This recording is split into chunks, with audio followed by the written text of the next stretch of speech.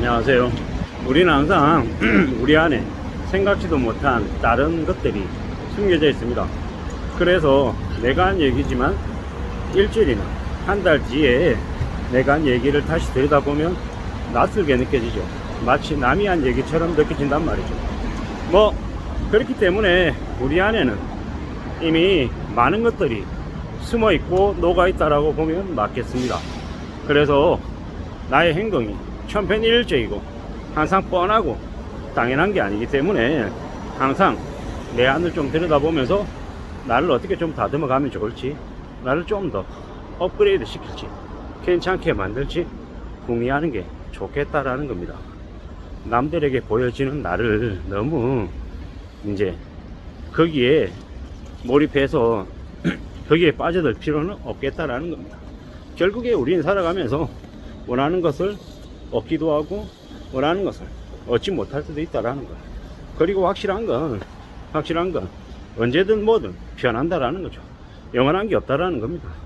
뭐 어느 자리에 내가 머물든 그게 영원히 그 자리에 있으면서 변하지 않을 것 같다라고 생각하지만 또 아니더라는 겁니다.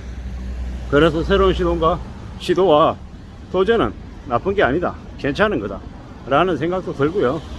또 누가 뭐라 그래도 내 삶을 좀 잘 갖고 나가기 위해서 애쓰는 것도 도움이 되겠다라는 겁니다. 어떤 이들은 저라는 사람을 보고 이런 존재다 저런 존재다라고 규정 짓고 재단하고 평가하고 뭐 비아냥거리기도 하고 여러 가지 이제 표현들을 합니다. 하지만 내가 거기에 수긍하고 끌려다닐 것이냐, 아니면 내 스스로 나를 남들이 바라보고 남들이 규정 짓는 내가 아니라 내 스스로 내 모습을 어떻게 만들어 갈 것이냐에 따라서 나라고 한 존재는 달라질 수 있을 것 같습니다. 이래저래 제가 해야 된다고 생각하면서 못하고 있는 부분들이 있습니다. 숙제, 이제 책이죠. 책을 짜겠다라는 마음을 먹은 건 꽤 오래 전부터지만 못하고 있습니다. 두려운 마음 때문에 이제 그걸 못하는 거죠. 근데 어떻게 해야 되겠습니까? 해야죠. 어떨 때는 하다가 또 어떨 때는 못하기도 하고 작심삼일이기도 하고 한데 뭐 그럼에도 불구하고 또 다시 시작해야죠. 도전해야죠. 뭐 계속 하다 보면 그래도 어느 시점에는 좀 비슷한 바라는 그런 이제 순간에 도달하지 않겠냐라는 거죠. 누가 그러더라고요. 결말에 이르면 모두 다 좋아질 것이다. 그리고 만약에 아직 좋아지지 않았다라고 하면 결말에 이른 게 아닐 것이다. 이런 이제 얘기들이 있더라고. 뭐 아주 좋은 대사들, 그리고 감동적인 장면, 영상, 이런 것들은 우리에게 큰 감동을 주기도 하고 우리에게 자극을 주기도 합니다. 뭐 내가 내 삶을 어떻게 좀 설계해 나갈지, 막 갖고 나갈지, 채워 나갈지는 내 자신에게 달려있는 게 이제 거의 정답에 가까운 이야기죠. 근데 자꾸 놓칩니다. 잊어버립니다. 가끔씩 내가 느끼는 감정, 내가 처해 있는 상황, 이런 것들 때문에 놔버리려고 하는 그런 마음들이 생긴다라는 거죠. 그럴 때면 어떻게 지내는 게 좋겠습니까? 조금 더 조심하고 조금 더 두려워해야 되는 거죠. 겁내야 되는 거죠. 그런 겁내고 두려워하는 마음들이 마냥 나쁜 감정은 아닌 거다. 뭐 그런 감정들이 우리에게 알려주는 신호, 메시지, 이런 것들도 있다라는 거죠. 뭐 우리가 겪는 뭐 우여곡절들, 뭐 고난들, 역경들, 뭐 지금 생각해보면 겪지 않고 깨닫는 게 제일 좋죠. 근데 사람에 따라서는, 저 같은 사람들은 소음료를 세게 내고 비싸는 경우 배우는 이제 불효인 것 같습니다. 남들에게, 남들보다 좀 영리하고 좀 많이 깨우치고 현명해야 되는데 그런 것들이 많이 부족했던 거죠. 우둔하고 한심하고 좀 멍청했던 겁니다. 그래서 지금도 이렇게 지내고 있는 걸 수도 있습니다. 하지만 뭐 각자 살아가는 삶의 모습이 다르듯 뭐 저는 저대로 제 나름의 선택과 결정을 해야 됩니다. 뭐 천편일률적인 딱 이게 표본이다, 정답이다, 이런 건 잘 없는 것 같습니다. 뭐 요즘은 결혼하지 않고 싱글로 사는 사람들도 많고, 뭐 결혼을 해도 아이를 낳지 않는 사람들도 많고, 뭐 자신의 인생을 간수하지도 못하는데 가정을 꾸미는 게 웬 말이냐, 뭐 이러면은 이제 아주 나이든 어른들은 그래도 결혼을 해야지, 아이는 낳아야지, 이렇게 얘기하지만 저는 반대입니다. 저는 뭐 원하지 않거나 능력이 안 되거나 부모가 될 자격이 안 되는 사람들이 아이를 낳는 것만큼 무책임한 게 없다라고 생각합니다. 왜? 그러면 이제 부모의 보살핌을 받지 못하는 아이들이 세상 밖으로 나오게 되면 어떻게 됩니까?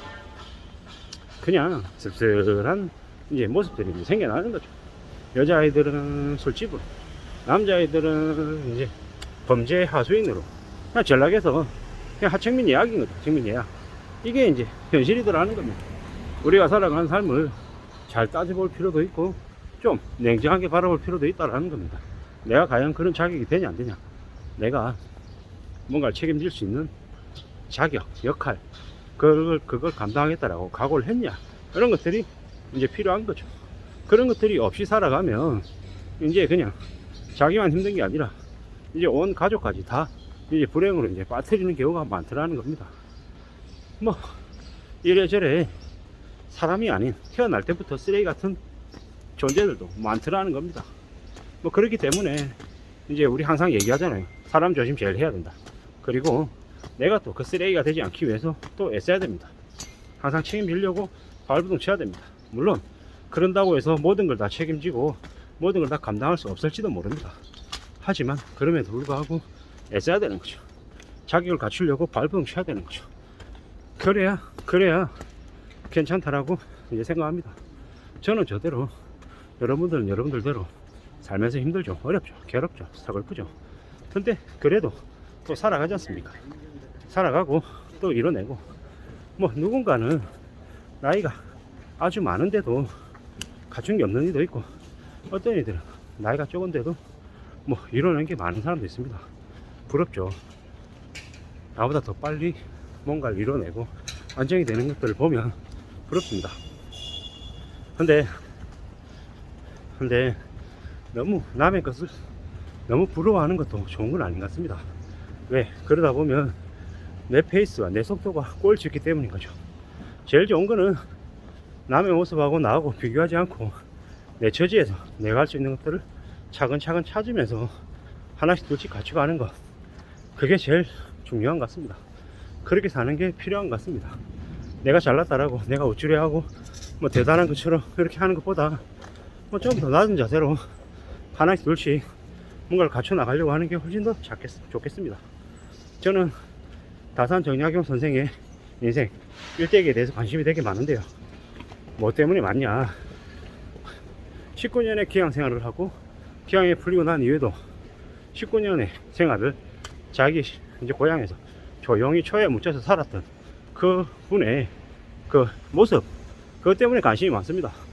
오래오래 살아남아서 많은 것들을 남긴 그의 인생이 저한테 많은 가르침을 주는 것 같아서 말입니다. 아무쪼록 오래오래 살아남는 저나 여러분들이 되면 좋을 것 같습니다. 감사합니다.